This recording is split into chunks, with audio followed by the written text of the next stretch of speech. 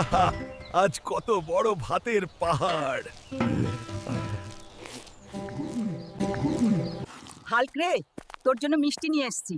আপনাকে তো আমি ঠিক চিনতে পারছি না। আপনি কে বলেন তো? বলেন তো। আমি তোর পাশের বাড়ির দাদি হই রে।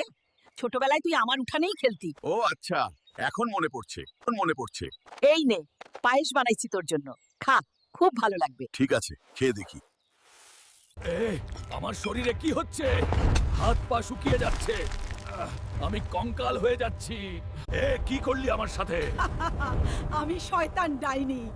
আমাকে আবার মানুষ বানিয়ে দে। মানুষ হতে চাইলে তোকে মরা দ্বীপে যেতে হবে। সেখানে শুধু জঙ্গল আর ভয়ঙ্কর প্রাণী থাকবে। গাছের নিচে পাতিলে একটি শামুক পাবি।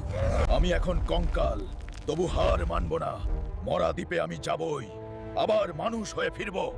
এটাই বুঝি মরা দ্বীপ। বাতাসেই ভয় লুকিয়ে আছে। আমাকে সাবধানে চলতে হবে। এই জঙ্গলটা একদম নীরব, কিন্তু নীরবতার ভেতর বিপদ আছে। কেউ আমাকে দেখছে। এত বড় সাপ আমি কখনো দেখিনি।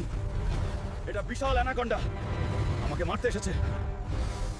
ও আমাকে শক্ত করে পেঁচিয়ে ধরেছে, নড়তেই পারছি না। আমাকে শক্ত হতে হবে।